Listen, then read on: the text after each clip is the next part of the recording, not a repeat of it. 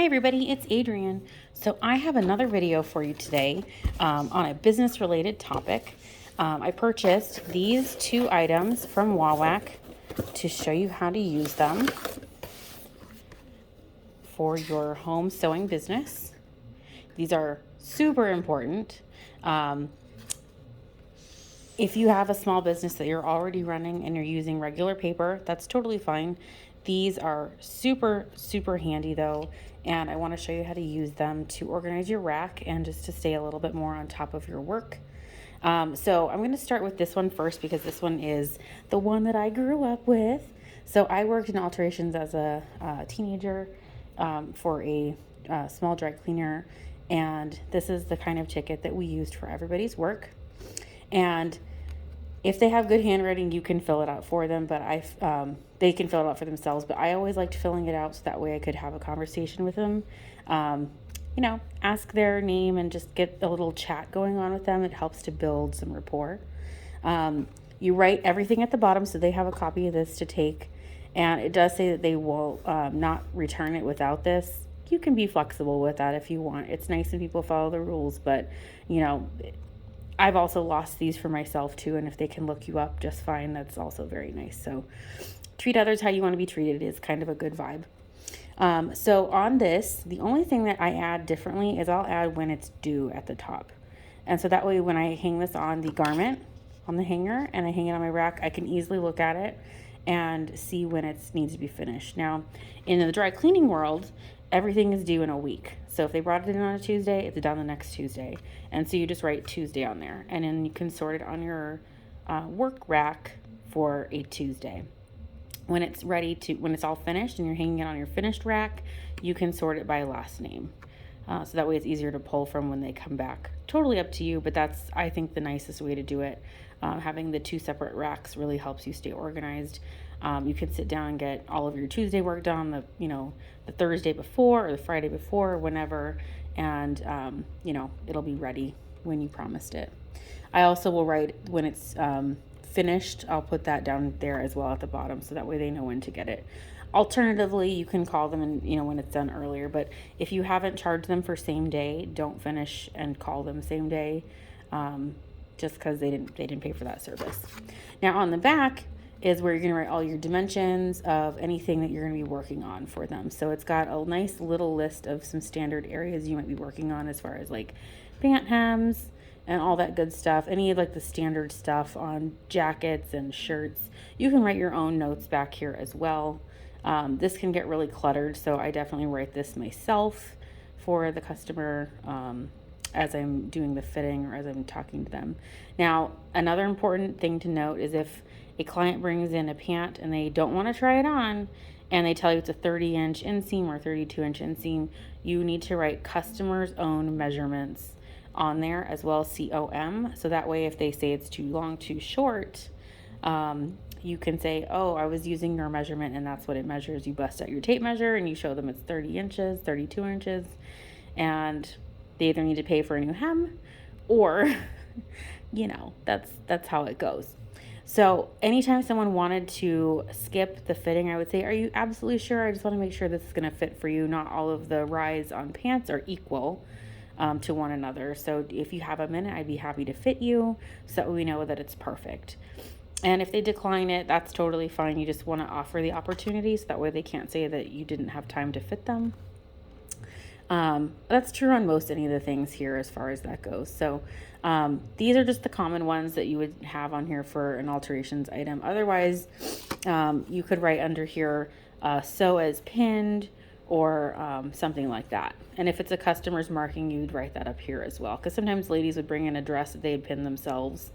And I would just ask them, do you want me to level it out? Because sometimes their pins would be wrong, or I would offer them a new fitting. Anything you need to write down that might help protect you should something come out unlike they would like it to have gone. You should write that on here. Anytime you have a chance to offer them a fitting, do that though, because it's better if you can see it with your eyes and they can see it with their eyes as well. You'd also put any taxes on here for any items that you had sold them, or if your state charges taxes for services. You can write all of your little items here. If you charge a deposit or if you just do full payment up front. I'm kind of a big fan now of full payment up front just because I don't need somebody's pants hanging around here for 500 years unpaid for. You'll need to check the state laws of your particular area, how long you have to hold on to a garment before you donate it to get it out of your space. In my state, it's 90 days. And you can print these policies and have them in your fitting space or by your checkout or on your website. Like if you have a landing page, you can have people read your policies beforehand. Because as you can see, this doesn't have any policies on it. So that's when you're talking to them, you state all of your basic expectations of them as far as that goes. Now, if you have something that's much more complicated, this is the type of ticket that you would use because there's a little bit more space to write things down.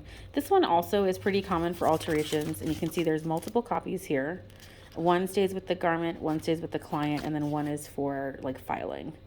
So that's what these are for. This is a carbonless situation because this is, well, I mean, this kind of counts as the carbon paper, but it's not true like black on the other side, if that makes sense.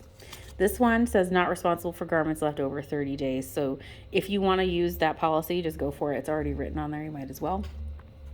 So again, address, phone number in case you need to return a garment to somebody or something happens. It's nice to have extra information up there. If they don't want to give it to you, that's fine. It's just so you have a way to get it back to them. This is racks. If you sort out your racks differently, you can write which rack it's going to be located on. So if you have somebody working at your front desk that's not you, they will know where to locate it if you don't put it by last name or by the day that it's due. That's what these are for. So you would circle when it's due. So again, if they brought it on a Wednesday, it's going to come back to them on a Wednesday unless they pay for same day or next day. Then you would circle the appropriate day, and I write same day rush and then an additional charge, which gets added towards the bottom to the alteration. And then it also has a quantity section on here, which I really like, because if somebody brings in 5 shirts that all need buttons refreshed, you just write 5 dress shirts, and then you can write the price and then multiply it and put your total in there.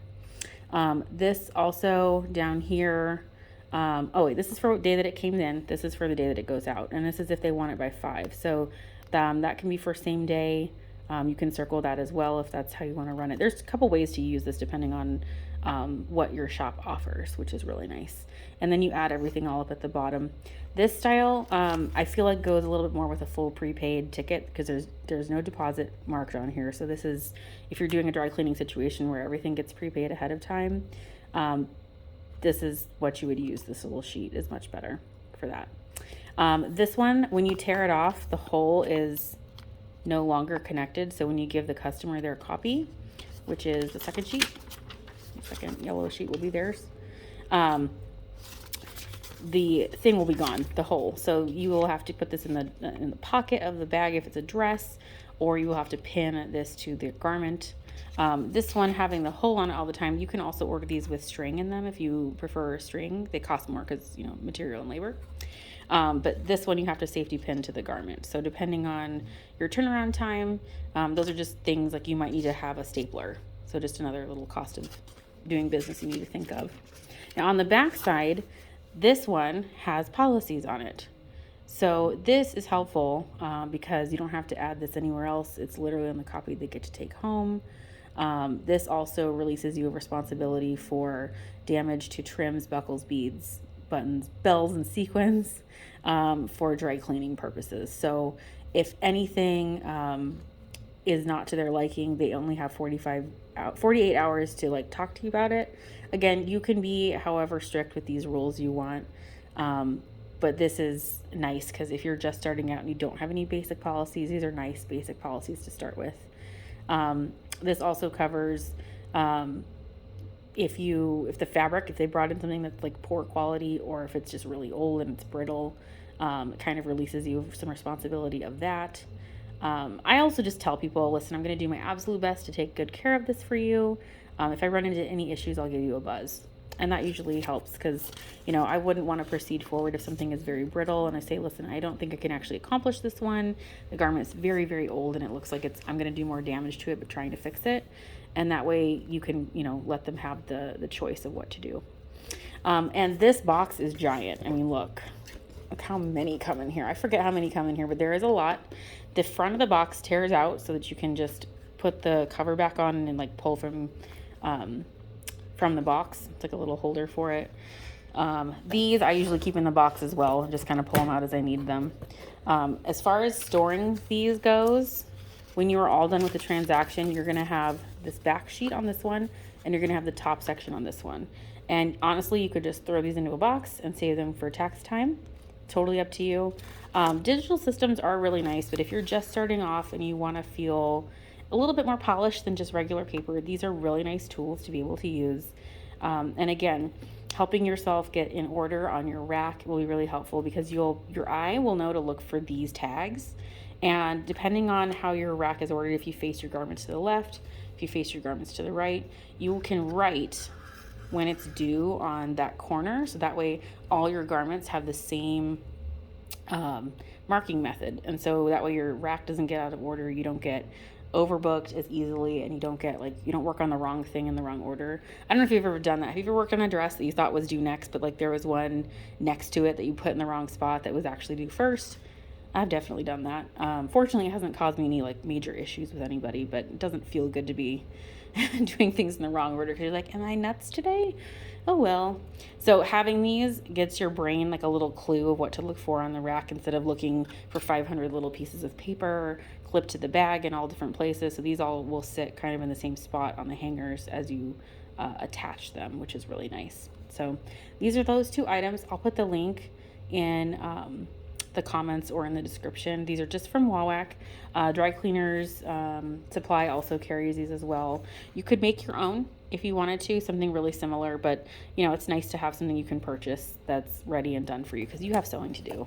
Unless you enjoy making sheets like this. Like I said, you can have one made at Staples when you get a little bit more established and you're feeling more comfortable. You know, get your logo on it, print your policies on it.